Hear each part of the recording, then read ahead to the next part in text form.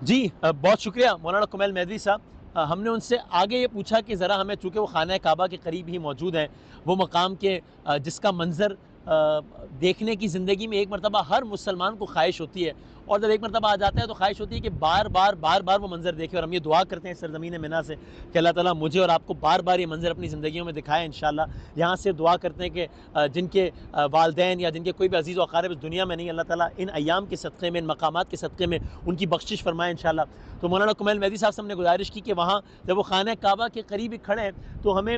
کچھ تعمیر کعبہ، اس سے پہلے آغاز کعبہ کے بارے میں بتایا، اب ذرا تعمیر کعبہ کے بارے میں کچھ بتائیں، اور اطراف کعبہ بھی ظاہر مقدس اور تاریخی مقامات سے بھرا پڑا ہے۔ گورا یہ تو پوری سرزمین ہی، یہ جو کچھ خطہ ہے، یہ جو کچھ کلومیٹرز ہیں جہاں پر ہم کھڑے ہیں، یہ جو 15-20 کلومیٹر ہیں، یہاں تو بس تاریخ ہی تاریخ ہے، واقعات ہی واقعات ہیں، مقدسات ہی مقدسات ہیں، شعائر ہی شاعر ہیں، نشانیاں ہی نشانیاں ہیں، آیات ہی آیات ہیں، واقعات ہی واقعات ہیں۔ ان میں سے کچھ کو ہم نے کمیل مہدی صاحب درخواست کی کہ ہمیں ذرا بتائیں اور سمجھائیں۔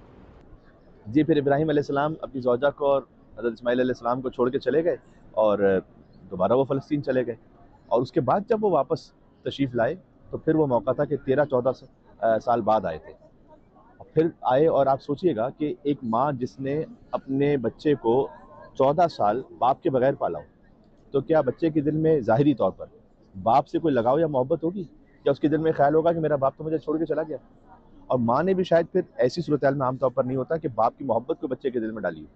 لیکن ابراہیم علیہ السلام جب 14 سال بعد واپس پلٹے تو بیٹے سے کہتے ہیں فلما بلغ معه السعي قال یا بني انی ارى في المنام انی اذبحك، 37واں سورہ صافات 102ویں آیت۔ بیٹا میں نے خواب میں دیکھا ہے کہ میں آپ کو ذبح کر رہا ہوں۔ سبحان اللہ، کیا تسلیم ہے ابراہیم علیہ السلام کا اور اسماعیل علیہ السلام کا، کہ 14 سال بعد واپس آئے اور بیٹے سے کہہ رہے کہ میں نے آپ کو خواب میں دیکھا کہ ذبح کر رہا ہوں۔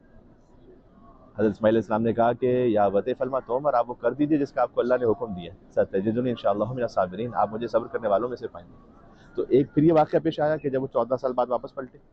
اس کے پھر کچھ عرصے بعد اللہ سبحانہ وتعالیٰ نے حکم دیا، جو سورہ بقرہ میں جب کعبے کی تعمیر ہوئی اور کعبے کی دیواروں کو بلند کیا گیا۔ اس کا مطلب ہے کہ بنیاد تو حضرت آدم علیہ السلام نے رکھی ہوئی تھی، حضرت ابراہیم اسماعیل علیہ السلام نے کعبے کی دیواروں کو بلند کیا۔ وَإِذْ يَرْفَعُ إِبْرَاهِيمُ الْقَوَاعِدَ مِنَ الْبَيْتِ وَإِسْمَاعِيلُ رَبَّنَا تَقَبَّلْ مِنَّا، کہ آپ یاد کیجئے اس وقت کو اے حبیب کہ جب ابراہیم اور اسماعیل علیہ السلام کعبے کی دیواروں کو بلند فرما رہے تھے، اور اس وقت بھی اپنے عمل سے اظہار کرتے تھے کہ ربنا تقبل منا۔ کعبے کی تعمیر جیسا مقدس ترین کام ہو، اس میں بھی دعا یہ ہے کہ اللہ قبول فرما لے۔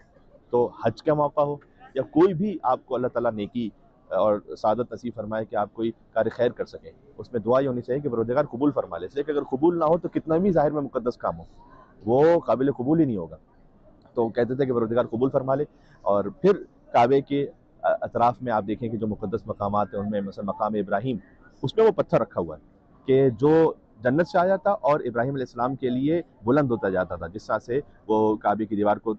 بلند کر رہے تھے تو وہ پتھر اور بلند ہوتا جاتا تھا، تو وہ پتھر بھی آج تک محفوظ ہے۔ اس نے اپنے وجود پر، اپنے سینے پر ابراہیم علیہ السلام کے نشانات کو لے لیا، اور اللہ تعالیٰ نے حکم دیا کہ وَاتَّخَذُوا مِن مَقَامِ إِبْرَاهِيمَ مُصَلًّى، کہ جو مقام ابراہیم ہے اس کے پیچھے نماز پڑھو۔ لہٰذا آج سارے حاجی طواف کرنے کے بعد مقام ابراہیم کے پیچھے نماز پڑھتے ہیں۔ اسی کعبے کے ساتھ جو رکن اسود ہے، جہاں پر حجر اسود ہے، یہ پتھر بھی وہ ہے کہ جو جنت سے آیا ہے، اور کہا یہ جاتا ہے کہ جنت سے جب آیا تھا تو سفید تھا، لیکن انسانوں کی گناہوں کی وجہ سے آہستہ آہستہ آہستہ اس نے اپنے وجود میں وہ اثر لیا کہ سیاہی مائل ہو گیا، اور وہاں سے ساتھ میں ہی جو مقام ہے وہ ملتزم ہے، یعنی چمٹنے کا مقام، جہاں حضور مکرم صلی اللہ علیہ وآلہ وسلم اپنے آپ کو مس کر دیتے تھے کعبے سے، اپنے رخسار کو، اپنے چہرے اثر کو، اپنے سینے مبارک کو، اپنے شکم مبارک کو مس کر کے اور گڑ گڑا کر اللہ سبحانہ وتعالیٰ سے دعا فرماتے تھے۔ ملتزم یہ چمٹ جانے کا مقام، اور پھر اس سے بالکل جو دوسری طرف کی دیوار ہے جو رکن یمانی کہلاتی ہے، رکن اسود، پھر رکن عراقی، پھر رکن شامی، اور پھر فورتھ کارنر ہے رکن یمانی، اس سے پہلے کی جو مستجار یعنی پناہ لینے کا مقام، یہاں پر توبہ قبول ہوتی ہے کہ اب اللہ کی بارگاہ میں پہنچ گئے، بس اللہ سبحانہ وتعالیٰ انشاءاللہ جو جتنے بھی یہاں پر حاجی ہیں عبادات کو اور تمام اعمال کو قبول فرمائے، اور جو نہیں بھی آ سکے، جو اپنے یہاں پہ قربانی کر رہے ہیں، فلسفہ اس کا یہی ہے کہ تسلیم ہو جاؤ اللہ کے سامنے، توبہ کرو، اللہ سبحانہ وتعالیٰ سے متصل ہو جاؤ، اللہ تعالیٰ انشاءاللہ ہمیں ابراہیم اور اسماعیل علیہ السلام کے صدقے میں توفیق نصیب فرمائے۔ شکریہ۔